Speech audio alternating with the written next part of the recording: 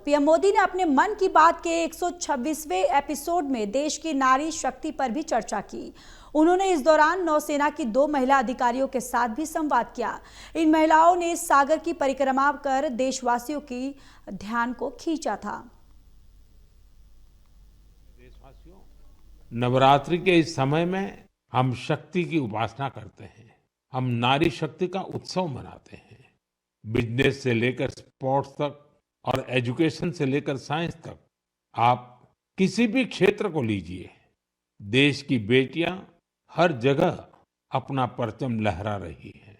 आज वे ऐसी चुनौतियों के भी पार कर रही हैं जिनकी कल्पना तक मुश्किल है। अगर मैं आपसे ये सवाल करूं, क्या आप समंदर में लगातार 8 महीने रह सकते हैं? क्या आप समंदर में पतवार वाली नाव यानी हवा के वेग से आगे बढ़ने वाली नाव से 50,000 किलोमीटर की यात्रा कर सकते हैं?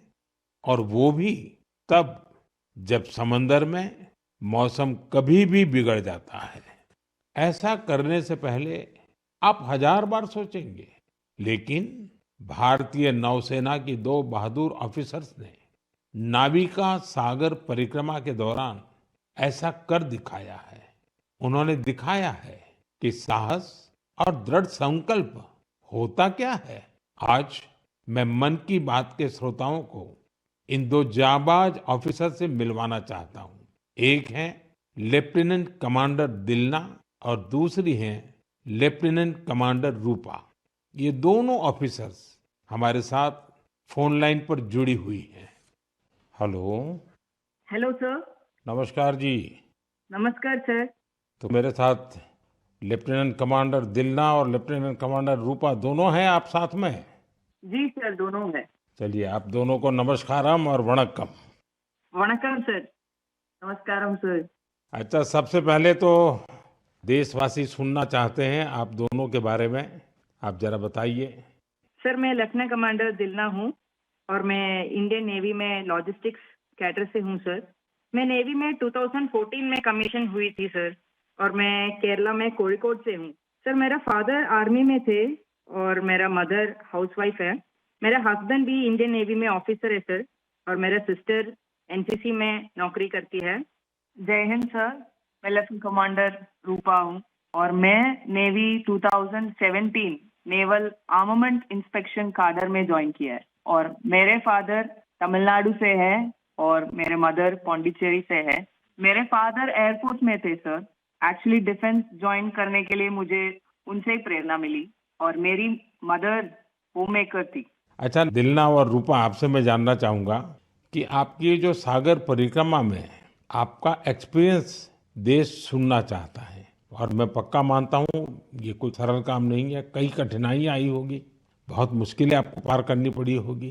जी सर, मैं आपको ये बोलना चाहती हूँ कि लाइफ में सर एक बार हमें ऐसा मौका मिलता है जो हमारी जिंदगी बदल देती है सर।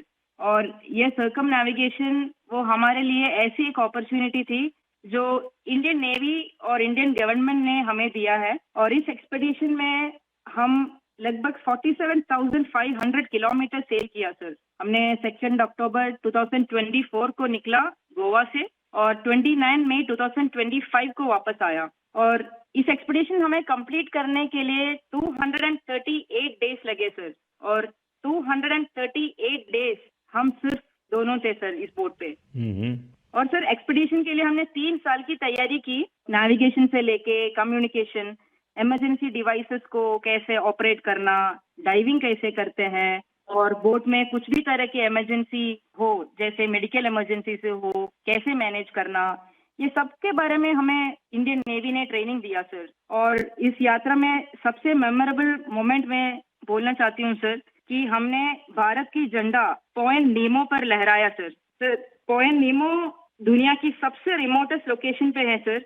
वहाँ से सबसे पास कोई इंसान है तो वो इंटरनेशनल स्पेस स्टेशन में है। और वहाँ पे एक सेल बोट में पहुंचने वाला पहला भारतीय और